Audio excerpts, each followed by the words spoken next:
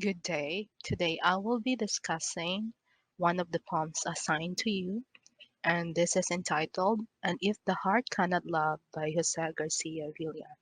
Now, this particular poem is one of my favorite, and from this particular poem, we can examine and establish thoughts as to the development of the English language during the few years of the American colonization.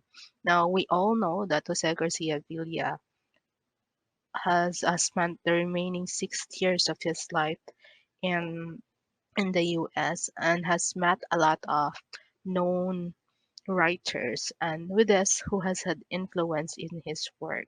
But prior that, one of his most celebrated poem is this particular poem. Now let's read through and by piece examine the work itself. And if the heart cannot love by Jose Garcia Villa. And if the heart cannot love, that cannot cure it, nor sleep. No splendor of wound the heart had no sound. Bloom has escaped it and birthed the miraculous flower, and music and speech leave it unbewitched. God, it cannot spell, nor son nor lover, the beautiful word, and it has no sound, nor wind. Okay, so such a beautiful poem laid with a very plain meaning and imagine things about love. And so often, since love is a universal feeling for everyone, for people who hasn't fallen in love, we would really wonder or you would really wonder what does it really feel to love and be loved by someone?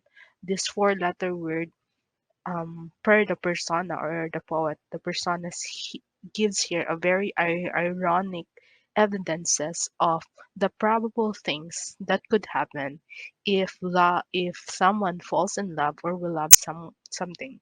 And so we start with the first stanza. We have three stanzas for this particular line. And if the heart cannot love, so that's already a conditional thought because it starts with if. So if the heart cannot love, if you notice the word cannot is not um actually put into one word but is really spelled into distinct because it could entail a more emphasis of the probability of the heart to really love. It can or it cannot. And on the second line of that particular stanza, given the conditional thoughts on the first line, the second line says, that cannot cure it. So if the heart cannot love, that cannot be cured by death. Death itself, which is human nature, nor by just simply sleeping. And when you say simple sleep, a recurrence of a sort of practicing of being dead, as someone has said, that what we actually sleep is a way of practicing of going to of being dead. Then more so, if again the heart cannot love, no splendor of wound, the heart has no sound. And so if you look into this, when saying no splendor of wound, it is bound that if you love someone or you will love you would really experience heartache because that's how true love should be. And we all know that for heart there are so many splendid things when it's in love. It sees so much beauty not only of the people but of the surrounding, the environment itself.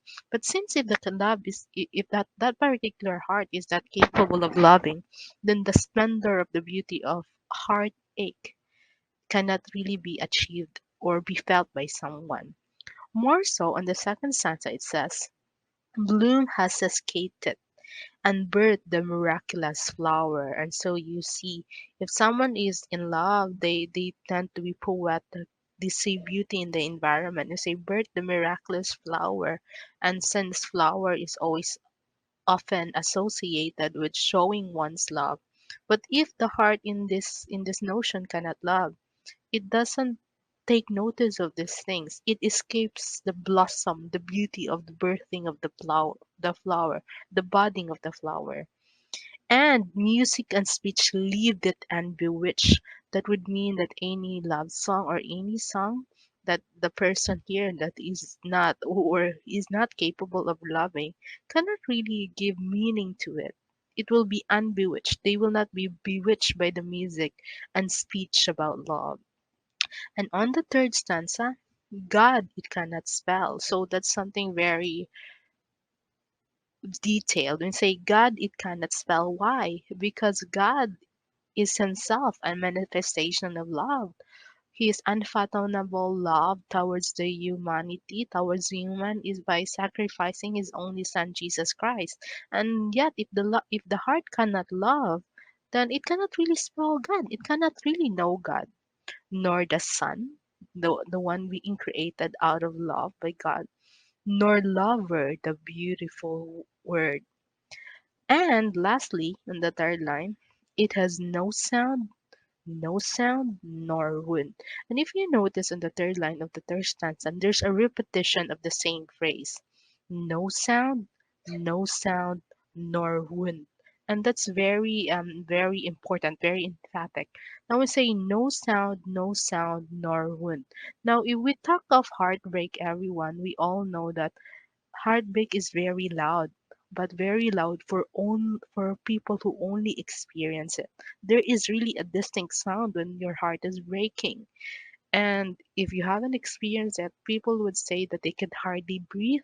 The sound of the heartbreak is so much that it's still very audible to them, but not for the people around them. This, of course, this particular sound is very not really physical sound, but it's only someone who's feeling a heartbreak that can hear.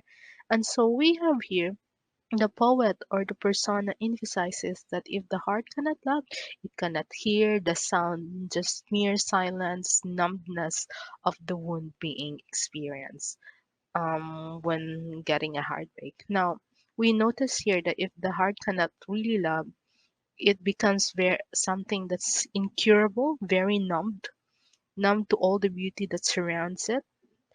And we all know as well that sometimes numbness is just simply a mechanism to shield oneself from additional heartache. But when we say numbness, it actually entails the previous pain being experienced. But if you are totally numb, no feeling at all, and all the ironic happenings here in this particular poem shows the probability of the heart being plain laid to the readers, and that it's really very ironic because we all know it's really human nature to really fall in love. And so the poet here simply gives us the ironic things of the possibility of not capable of loving, but in real life we are all capable of loving. And although this is an ironic field poem and uses simple imagery and vocabulary, it's very emphatic. We feel so much what the persona or the poet wanted to really deliver to us. And we notice too that the use of words in this particular are more now normal, no exaggeration, very common vocabulary being used, but yet we are able to really fully understand it better in contrast with the two previous poets that we have discussed. And in this way, our writers are able to catch the nuances of the English language as if these are now their native language. They seem to channel their own reality, of course with the use of other language and using simple words, and yet they are more emphatic, more meaningful to the readers. And in short time our writers was able to really catch that with few years with American teaching. And so here we see the development of the English language gradually becoming the language. We take ownership of the language and we appropriate it accordingly to our own reality as how our speakers or our poets does this. I hope you did enjoy this particular poem and you do have a great day. Thank you.